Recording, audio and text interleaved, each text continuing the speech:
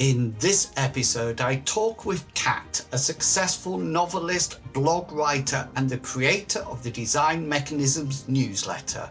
Welcome to the Mythras Matters Podcast, Season 1, Episode 59, Writing and GMing.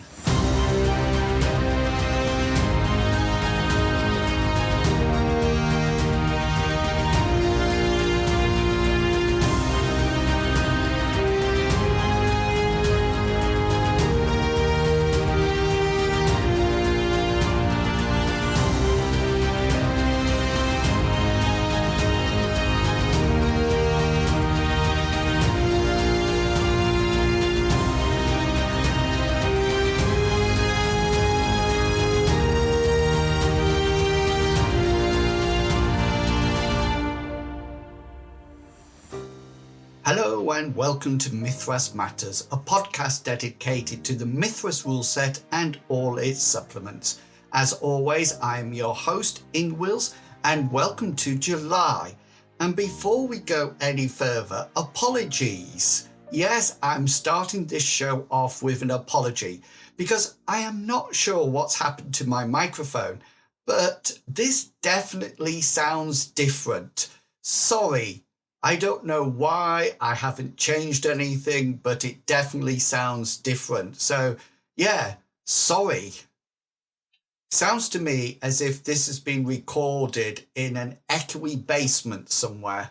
Anyway, apologies. I'll see what I could do next episode. You might have noticed that the podcast has some stock phrases. And I get very used to saying these.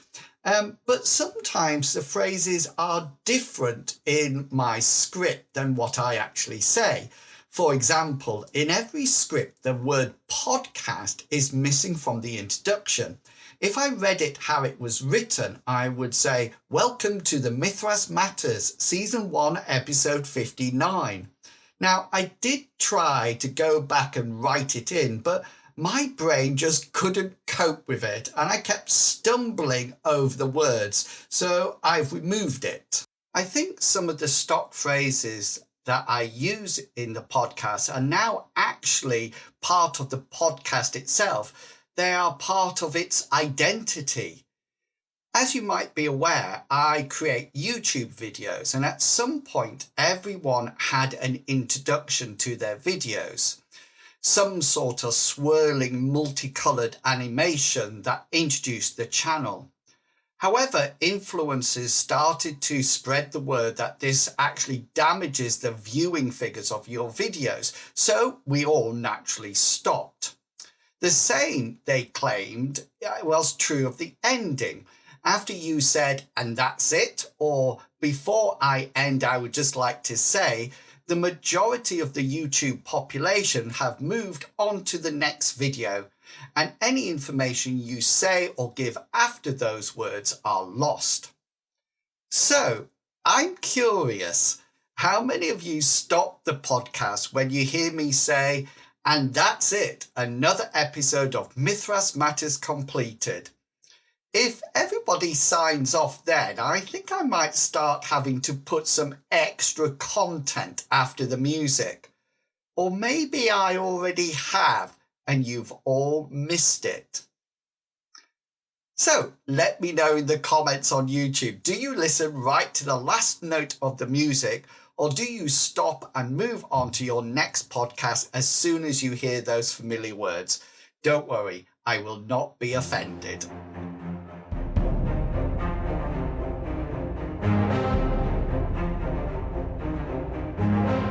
So, do you enjoy reading the monthly newsletter from the Design Mechanism? I certainly do, and I wanted to have a chat with the person who works away in the background to collate everything before it arrives in our inboxes. So I arranged to have a chat with Kat and found out that she does a lot more than just the newsletter.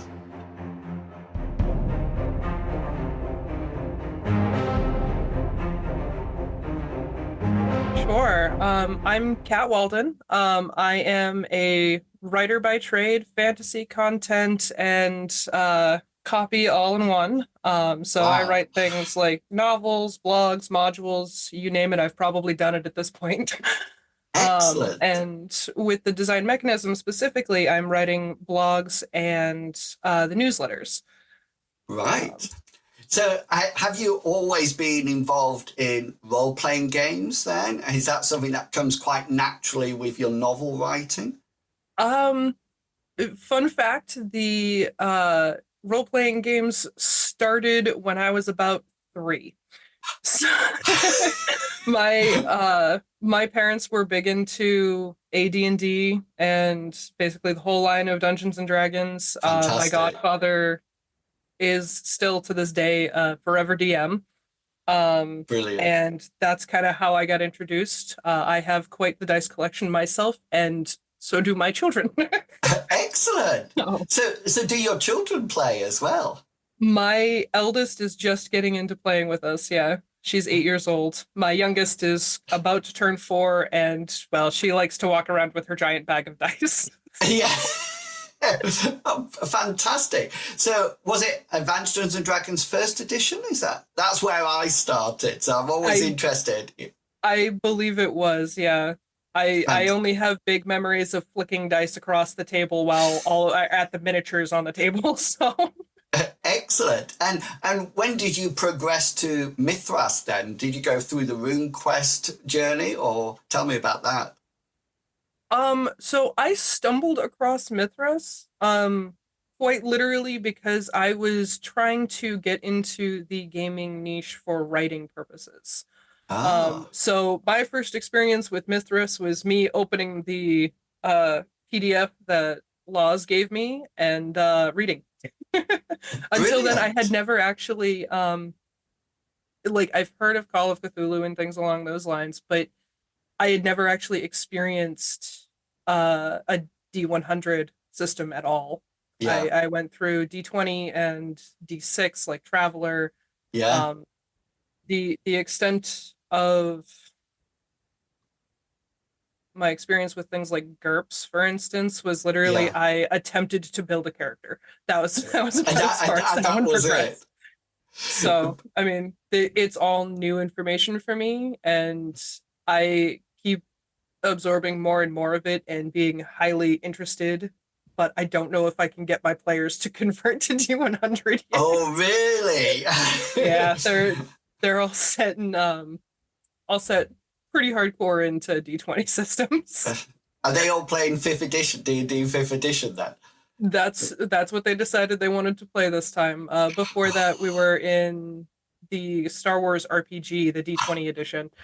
So Yeah, yeah, fantastic set of rules. I've actually got a lot of the books from the Star Wars that I use for M Space as well, because nice. there's a nice crossover.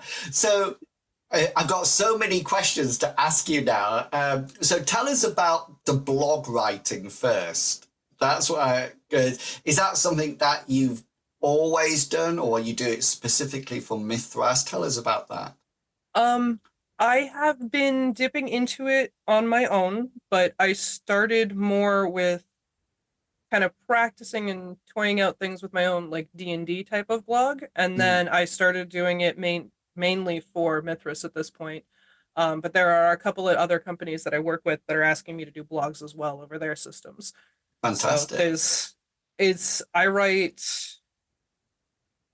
3 to 4 blogs a month at the moment, all on different gaming uh entities. Game Very game. nice.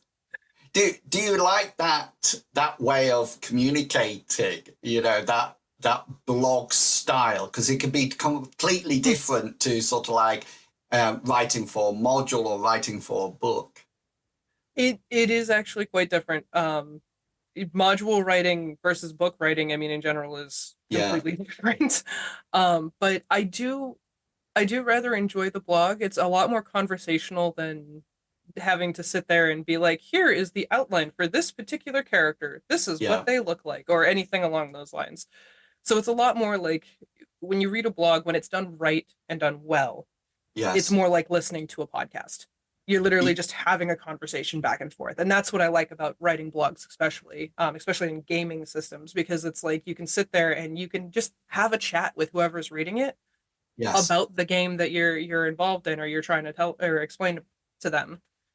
Yeah. So. And it's that very relaxed approach that I find that when I'm blog writing, it's like it's exactly what you said. I sort of like see it as I'm having a conversation with the reader, whoever might be reading it at that point. So so tell us about the newsletter, because that's something that pings into my inbox regularly every month, I think. So tell us about that. How was it set up and what are we hoping to achieve from it? Well, ultimately, what a newsletter comes down to is just another way of conveying information. What I like to take the approach on with the newsletter is I enjoy telling a story in general, but I like to make it engaging. So I like to try and make the newsletter catch your attention. You be able to read it. You chuckle at whatever puns are in there, or you go through and get the information with a smile on your face. Yes, because that's the best way to get information, is to have it light, have it fun.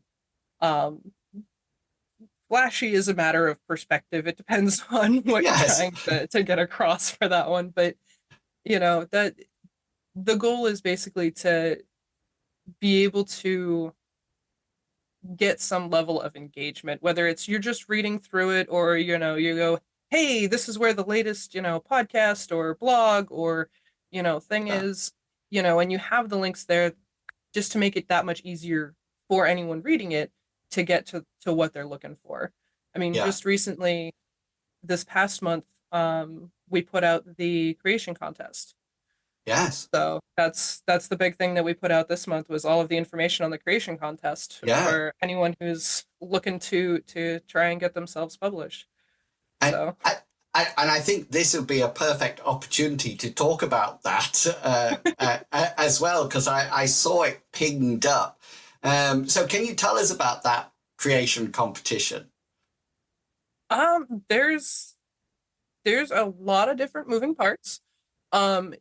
This contest is basically, you have the potential of writing or getting published, I should say, once your written work. That's the main thing of it. But you sit there and you have the capabilities of, writing your own module, writing even a mini adventure or anything along those lines that is just to be able to, getting published in general is a dream come true. So I'm jumping around, I do apologize, but it's one of those things, like, you can pick almost any style of thing that you want to write for a game within 2,000 to 10,000 words. I had to remember what numbers we were at. I do remember that. And have it fully fleshed out and a reality in your hands or on your computer, however we end up having it. I believe it's PDF for the most part, but you can have it printed out and in your hands if you really wanted to, with a library computer or your own if you have the printer at home. But it's to be able to help anyone who's had the dream, who is a forever DM like myself, who sits there and writes these modules or writes these characters and utilizing a map or the image that we provided, to be able to sit there and create this story for someone else to play with. It's a very cool thing, in my opinion. I completely agree, and I often see it as publication is almost allowing people into the world that you create in, if that makes sense, because a lot of the time I think GMs and DMs like ourselves, we have these thoughts and this world that we're constantly creating. And I think this idea, I think it's a fantastic opportunity for people to share their thoughts, and share their worlds and eventually get published. I think that would be a dream for many people, to actually see that. So so I definitely would encourage anybody who's thinking, oh, I might do it, I would definitely say go for it. I think they've got nothing to lose, haven't they, really? Pretty much. I mean, in all honesty, even if you've never thought about it, I'd still sit there and be like, just write it down and send it in. Like, it's and any opportunity is an opportunity. And it's sorry, it's coming from my first fantasy book got published last year. So, and it's the first in a trilogy. So sitting there and actually having a copy in my hands and having that experience and euphoria is one of those, like, I can't describe that. It's intense and amazing. I can imagine. So tell us about that novel. That was a wonderful segue into it. Well, tell us about the type of novels that you write. I am definitely a fantasy author. The extent of the novel that the first novel I wrote is called Stormbringer. It's the first in the Isgardine trilogy. The second one actually got published this May, last month. My goodness, it was last month. Good grief. And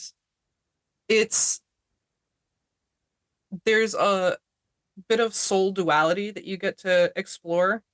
So you follow Rasa and Kelfig, which are the two main characters. Rasa is female, Kelfig is male. And they go from being a tavern maid and a pirate to getting shipwrecked on an island and finding out that they are something called a two-souled, which is you have the capabilities, so long as you are in agreement, we'll say, with your second soul, you have the capabilities of transforming into the animal that your second soul is. Brilliant. So, and that sounds amazing. It's the first book is basically them learning this and trying to figure out what exactly they are, and then the second is realizing that there's a crisis happening on the island because they're not alone. This is an island of the two-souled. So, brilliant. And hopefully you're busy writing the third one at the moment. It may be finished and just waiting for the final cover art for November, which is when it's supposed to be published. Fantastic. Well, please, I'll link, if you send me the links, I'll pop them in the show notes so people can see where they are. What do you, going back to the newsletter, what do you think is the hardest thing about this newsletter? Organizing information. Yeah. The hardest part that I have with the entire newsletter at any given point during any month is literally taking all of the little bits, whether it be giant paragraphs or little sentences, and then actually putting it into one piece and making it cohesive. I can imagine. Yeah. And you actually, lots of people contribute to the newsletter. Is that correct? Oh, yes. Yes. And I can imagine that some of us, well, me, probably are very, to the deadline that we're sharing things, So how do you find that? It's a challenge that I didn't quite understand, but completely accept. And you will find, my children especially find most often that I'll be sitting there with them, playing with them, and be like, I'll be right back. And then I will disappear, add whatever I just got to the newsletter, and then come back. I do remember and I hope you don't mind me sharing this, when you emailed me and I mistook the date for time, because I think it said 4:15, and I thought, of course, that was the 15th of April, and I was thinking it was 4:15 in the afternoon, and thinking, why on earth do I need to do it by this time? I think Loz's reply, that email was brilliant. Ian's from the UK, as if it was, we use different dating systems. I can imagine that it's quite difficult at times, because just like yourself, we all have our jobs that we're doing, you know, and you're somehow trying to bring us all together, you know. Can anybody contribute to the newsletter? At this point, I get a lot of different information from the Mythras Discord, which thankfully goes through a bunch of different mediators before it gets to me. So if you guys have been putting stuff in the Discord for Mythras or for anything, honestly, that is involved with the design mechanism, I mean, I get all of that information. Fantastic. And I can't always incorporate all of it, but I do get quite a bit. We had, I want to say it was last month, we had a bunch of different homebrew setups that came through for the Discord, and we linked them all for everybody to see. So a good portion of the people who interact on the Discord, especially, things do get put into the newsletter from that. Yeah. And thanks. I mean, Ryle does a wonderful job there with Bill to set that up, but also to filter everything through to us, you know, what might be ideas or, you know, possible content for us to work on. So the newsletter, I think the newsletter is a fantastic idea, and it reminds me of like a monthly magazine that I would go and get. And I sort of like, when it comes in, and I'm one of these people who click on all the links as I go down and then store them. And so if somebody's not getting the newsletter, how can they get a copy of the newsletter pinging to their inbox? The easiest way, like if they're not on the newsletter at the moment, would be to go to the Design Mechanism website. We do have a couple of links set up within that website that will bring you over to the newsletter. After that, if you have already subscribed to the newsletter and aren't getting it on a monthly basis, it comes in between typically the 20th to the 24th, so 4 days to now. I try to keep it within a week or less. But I would recommend either re-signing up for the newsletter, either under another email or not, or sending a message over to, oh gosh, I don't remember who is on that site. Basically sending in a notice being like, hey, I'm not getting the newsletter. Why can I get it? And I will, once I get that email or your email, I will be putting it in for you. Brilliant. And I must say, also check your spam inbox. Because mine was happily going to that for, you know, was all like thinking, what? I think it's because it's got a lot of formatting. It's like a HTML sort of like file. So a lot of the time. Part of the trick is with, we use a particular program called MailChimp. So I know MailChimp unfortunately also has a habit of finding the spam box more often than not. Yeah, it does, but it's a really good program. It's phenomenal. Fantastic, you know, and you can set up your whole formatting and everything from there. You know, Kat, I've learned so much about you so far, and I've still got some little questions, if I may. You mentioned that you're forever GM. Is that what you said? Yes. Is that what you do the most? GM games. So over the course, I have been GMing for 13 years now. Wow. I think it's 13 or 14, somewhere in that range. About as long as I've been with my husband. So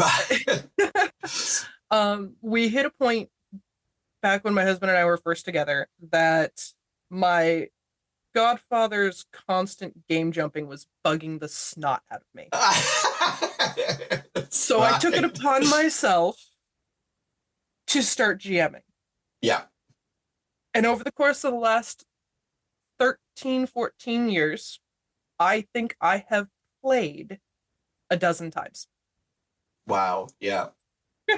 I know that feeling. I think I can. I know that. I mean, I GM Mythras. Well, we played Mythras, M Space, Destined, anything in that sort of like from the design mechanism. But I think I played when Loz GM'd Leoness for us. So that was the first time I had played Mythras. Up to that point, I'd only ever GM'd it. And then, of course, Damn True GM'd Book of Schemes for us as well. So the two times that I've played, I've been with experts of the system, if that makes sense. You know, they really did know it. Do you think there's a lot of similarity between GMing and novel writing? Yes. there is. So with the way that I write, there are thousands of different ways that you could actually sit there and write a novel. Yeah. I like to state, or at least I like the phrase, that I'm simply a bystander watching my characters do these things, and I'm just writing down what's happening. Nice. Yeah. So, and where I know where we're supposed to end for the novel, I don't know how we get there. We just do. Nice. Yeah. So, and it's entertaining at times because I've sat there. I have this one particular chapter that I reference all the time, is that the most shocking character death to an author, because a lot of people are like, oh, the author kills off the characters. I'm like, no, sometimes they kill themselves. Wow. And I say that because what ended up happening in this particular chapter, I was intensely focused on writing. Like, my husband's computer is next to me. We sit at the same desk. We talk. We do everything. I didn't even know he existed at the time. And when I get into writing and I'm like into it, I lose everything. So I sat there and I finished this chapter and I was like, okay, cool. That's the end of the chapter. And then I went back and read the last 3 paragraphs and I went, why did that character die? That wasn't supposed to happen. You're supposed to have a like returning, like, redemption arc, and he's dead. Why did you die? Because your brother killed you. Okay, well, I get that, but why? That's amazing. And I couldn't change it. So you were completely tied up in the writing and the storyline, that it sort of like naturally happened. Yes. Yeah. And I find that it's very comparable to being a GM, because you have this storyline, you have the key points that you kind of want to touch on, and then your players just run around like the characters doing whatever the heck they want while you're still trying to herd them in the right direction. Yeah. So it's it's a very similar concept to me. I think there's a lot of similarities. I don't write novels, but I often think now when I'm GMing, I know the end point, but I try not to define each stage in the beginning. I try to sort of like write 2 scenes, as I call them, in advance, because I never know what they're going to do. And I think for me, that's one of the joys of GMing, that it's not a linear journey. You know, you have to have your wits about you to sort of like figure out what to do. So do you GM 5th edition or Mythras? I GM 5th edition at the moment. Right. I want to GM Mythras. I dare say I do not know, or I do not have enough knowledge to comfortably GM Mythras at this point. I think I did end up playing one of those dozen times that I played was actually Laws teaching me how to do combat in Mythras. Yeah. Good starting point. Yeah. That was the one thing, because it's not very different, but it's very different in comparison to what you experience in 5th edition or even D&D in general. Yeah. There's a lot of back and forth that happens with it. And and you don't have that massive pool of hit points. No. You know, from coming from 5th edition to Mythras, you know, you don't have that 57 hit points or whatever, you know, your arm might only have 4, you know, which can be quite a worry. I don't know if you've looked at Classic Fantasy by Rodney, who does that, but that's a nice step across because it does have classes. So it runs Mythras but has classes in it. And we actually played the imperative rules for Classic Fantasy. And my group loved it so much that it's on the rota. I was just planning a one-off, but they fell in love with their characters and just said, no, this has to stay now. You know, so that was really interesting. I think what we need to do, we need to get you into a game as well so you can play Mythras. That would be fantastic. Would you be up for that? Yeah. Yeah, I'm probably up for that. I just put you on the spot there, did? Well, it's like I sit there, I run 2 in-person campaigns, and then I run one through Discord, and I use a program called Fantasy Grounds, and this is all 5th edition D&D at this point. And that one runs every other week.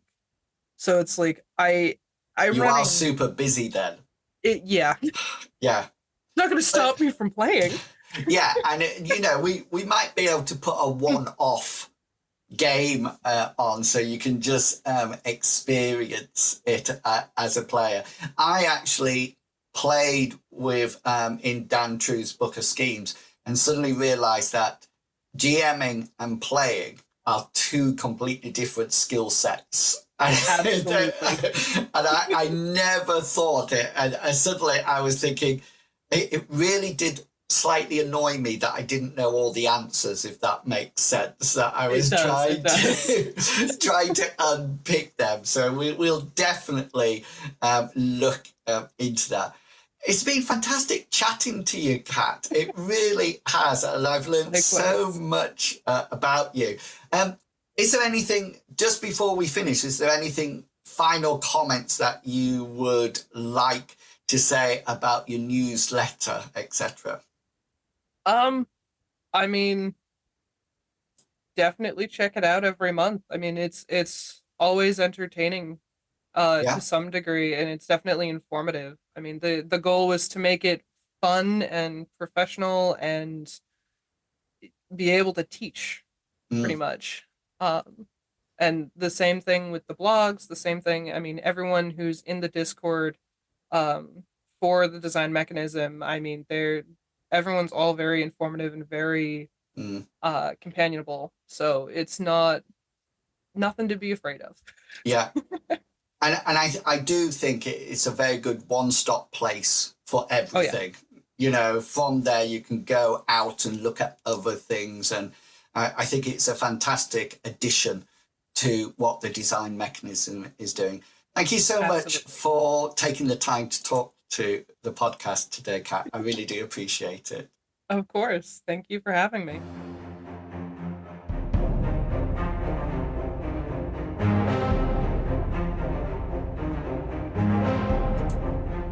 It was great chatting to Kat, and I can't wait to read her novels. You can find the links to the blog, the newsletter sign-up form, and her novels in the show notes. Also, are you excited about the new competition? We briefly mentioned it in the interview, but you can find all the details for the competition either in the newsletter or in the Discord. This is a very open competition.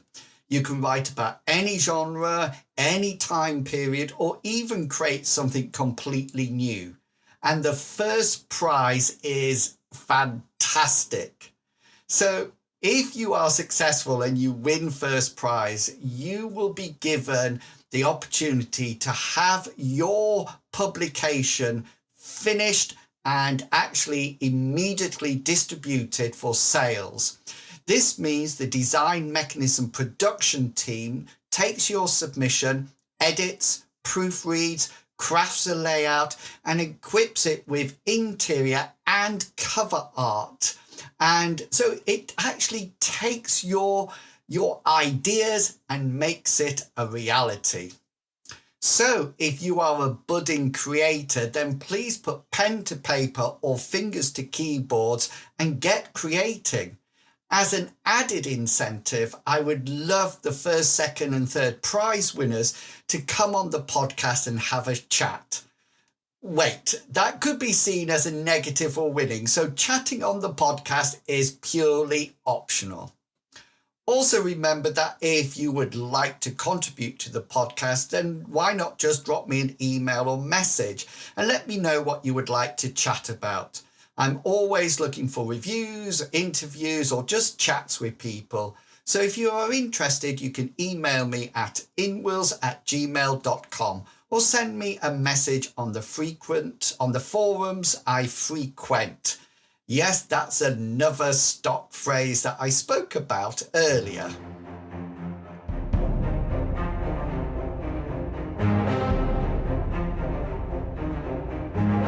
And that's it. Another episode of Mythras Matters completed.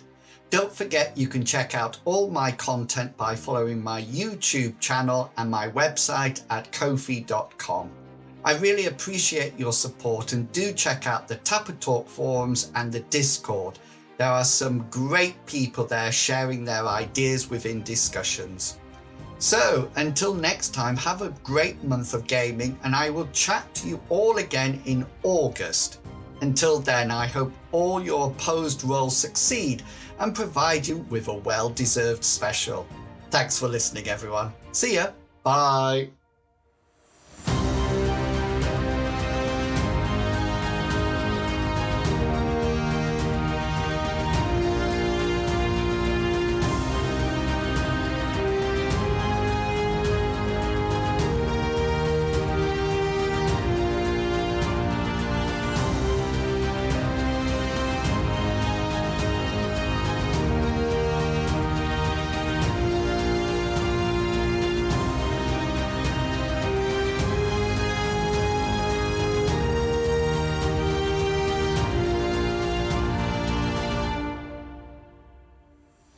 The content of this podcast is covered by the Creative Commons Attribution 3.0 license, so please give appropriate credit if you are sharing or copying any part of this podcast.